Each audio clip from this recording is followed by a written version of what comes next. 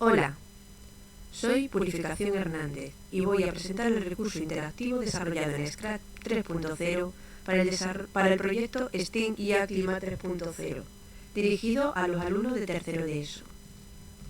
El proyecto ha sido diseñado bajo un enfoque interdisciplinar y siguiendo los principios DUA.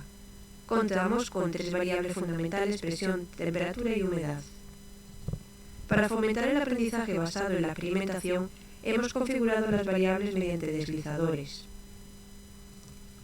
He ajustado el formato visual de las variables en el escenario para que la lectura de datos sea clara y sencilla, simulando una estación meteorológica real. En esta sección presento los 4 escenarios dinámicos del simulador: soleado, nuboso, tormenta y nieve. Para su creación he utilizado la herramienta IA generativa, como se puede ver en los prompts. Además, se incluyen sonidos ambientales en cada escenario propio del programa Scratch que favorece esa inmersión climática.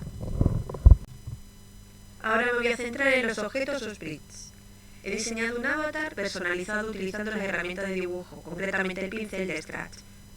Como podemos ver, no es un avatar, un objeto estático, sino que tiene diferentes disfraces y además tiene movimiento.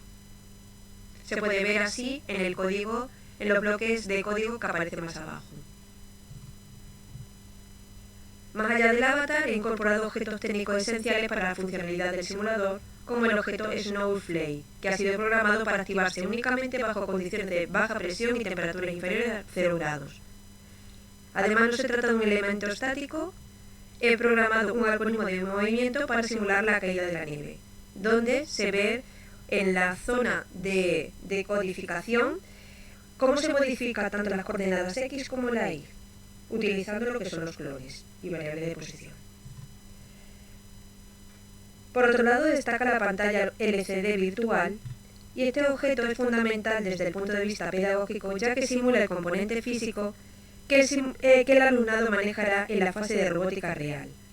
Al programar esta pantalla en Scratch para que se muestren los datos de las variables, estamos preparando al estudiante para el trasvase de conocimiento entre el entorno digital y el montaje del hardware físico del proyecto. Llegamos al núcleo técnico del recurso, la lógica de programación. Lejos de utilizar eventos aislados, he desarrollado una lógica condicional anidada utilizando estructura sí, si no y operadores lógicos y. Como se puede observar en el código, el programa ejecuta un algoritmo de toma de decisiones jerárquico. Primero evalúa la presión para determinar la estabilidad atmosférica y, si esta es baja, cruza los datos de humedad y temperatura.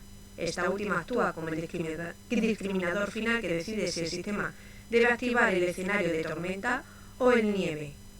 Este enfoque no solo garantiza la fluidez y ausencia de errores en la ejecución, sino que permite al alumnado trabajar procesos de abstracción y pensamiento computacional avanzados, tal y como nos decía el tema 3 de nuestro temario. En esta diapositiva se puede observar el resultado final del funcionamiento del simulador a través de los 4 estados principales. En la primera imagen vemos el estado soleado, con humedad baja y temperaturas altas. Al aumentar la humedad pasamos al estado nuboso. Si bajamos la presión drásticamente con temperaturas cálidas, el sistema activa el escenario de tormenta. Y finalmente, el estado de nieve, que se activa con la misma baja presión, pero con temperaturas inferiores a 2 grados. Y para finalizar, toda la propuesta se fundamenta en un sólido marco teórico y legal, alineado con el currículo de la LOE e integrando los ODS 13 como eje vertebrador. Para finalizar, decir que este recurso interactivo no es un elemento aislado, sino que es un puente necesario para que el alumnado de tercero de la ESO pase de la teoría a la experimentación real.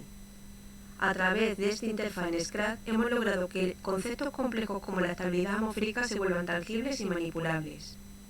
Este es solo el primer paso de la IA Clima 3.0, sentando las bases de pensamiento computacional necesaria para abordar en la siguiente fase el montaje físico de nuestro prototipo y la monitorización real del entorno. Muchas gracias por su tiempo y su atención.